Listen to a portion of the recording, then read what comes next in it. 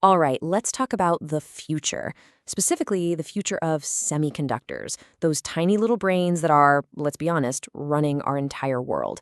We're standing on the edge of a revolution that's going to reshape pretty much everything.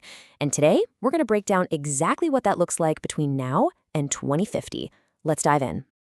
So, just to give you a sense of the scale we're dealing with, let's start with this number, $10 trillion. That's the forecast for the semiconductor market by 2050. This isn't just another big industry. We're talking about the absolute bedrock of the global economy. It's going to be behind everything, from our health to our AI. But here's the catch. The chips we have right now, the ones sitting in your phone, your car, your computer, they just don't have the juice to power that $10 trillion future. They're basically hitting a wall. So the big question is, how do we get from here to there? What's the next big leap? Now, before we get to all the wild, futuristic stuff, we've got to understand where we are right now. To really get why the coming revolution is such a big deal, we first have to see the limits of the tech that built our world today. You see, for decades, the name of the game has been Moore's Law. Just keep making transistors smaller and cramming more of them onto a piece of silicon. But we're getting down to the atomic level now, and silicon, well, it starts to get weird. The physics just doesn't work the same way. We simply can't keep shrinking things forever using the same old playbook. The magic is starting to run out. So, if the old way is hitting a dead end, what's the new plan? Well, this is it. This is the blueprint for the next generation of computing. And we're talking about a roadmap that starts from the atom up. And the very first step? We have to look past silicon.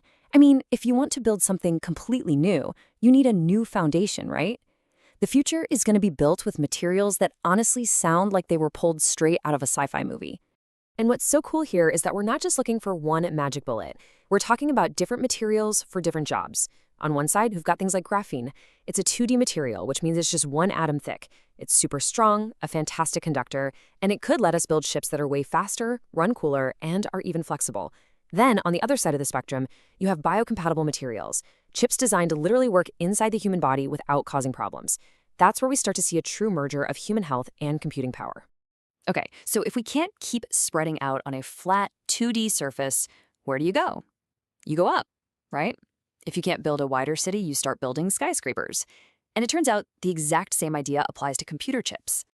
And this is the concept right here. It's called 3D stacked architecture. We're literally talking about stacking layers of processors and memory right on top of each other. Think about it. This makes the distance data has to travel incredibly short, which means a massive boost in speed and efficiency. It really is like building a high-rise city of computing power on a single, tiny chip. Now, at the exact same time we're building up, we're also getting unbelievably precise. The manufacturing of the future won't just be about etching silicon. It'll be about placing and moving individual atoms. We're shifting from just engineering to, well, atomic construction. It's wild. And it's not just about the materials or the shape, the whole philosophy of what a computer is changing. On one hand, you have neuromorphic chips.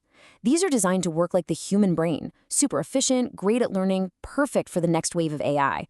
Then you have quantum computing, which uses the truly bizarre rules of quantum physics to tackle problems that are literally impossible for today's supercomputers. So one is inspired by biology for efficiency, and the other is inspired by physics for just raw, unbelievable power. Here's another total game changer, how we move information around. For more than 100 years, we've used electrons pushed through wires. But electrons create friction, they create heat, they have limits. Photonics throws that all out. It uses light, photons, instead. We're talking about data moving at, well, the speed of light, with almost no heat.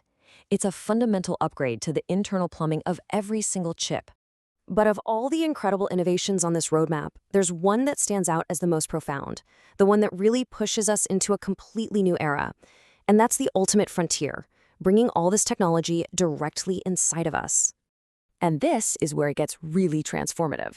We're talking about intelligent medical implants that can monitor and even treat diseases from inside your body in real time. We're talking about advanced neural interfaces that could one day restore movement to people who are paralyzed, and even synthetic biology, where we can program living cells like we program a computer, maybe to create medicines on demand. Okay, this future sounds absolutely incredible, but, and it's a big but, it is not guaranteed, not by a long shot. The road to 2050 is absolutely filled with massive, high stakes challenges that could stop this whole vision in its tracks. So let's get real about what it's going to take to get there. You really have to see this as two sides of the same coin. On one side, you've got the dream, right? This $10 trillion future where intelligence is seamlessly embedded in our lives. But the flip side is the cold, hard reality. Building it is going to involve astronomical costs, a huge strain on global resources, and some very, very real global tensions. And when you break down these hurdles, you can see how they're all tangled together. The biggest piece of the pie, by far, is the insane cost of fabrication. Right behind that, you have geopolitical tensions. Basically, who gets to control this ridiculously important technology? And of course, we can't ignore the environmental cost of all this manufacturing, or the simple fact that we're not even 100% sure some of this new tech can be mass-produced at all. And just to put that cost into perspective, $19 billion. That's how much it costs to build one advanced chip factory today. Now, try to imagine the price tag for a factory that needs to build stable quantum computers or manipulate individual atoms. The numbers are just going to be staggering. And because these chips are essential for literally everything, the economy, national defense, AI, every major country wants control over its own supply. This scramble for what's being called semiconductor sovereignty is already heating up, and it's creating a ton of friction that could easily become a major global flashpoint over the next few decades.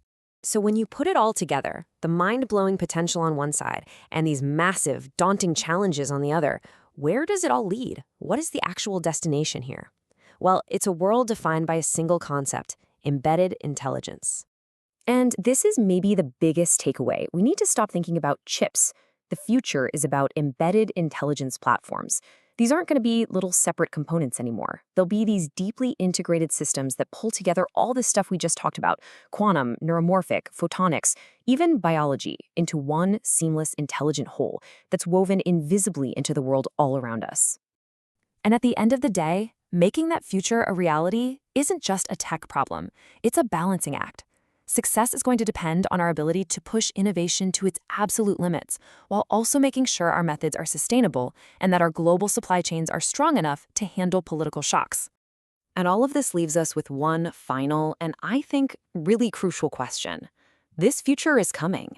This intelligence is being woven into the very fabric of our reality. The race to design it, to build it, and to control it is already on. So the question isn't if it gets built, but who's going to win the race to build it? And what will that mean for the rest of us?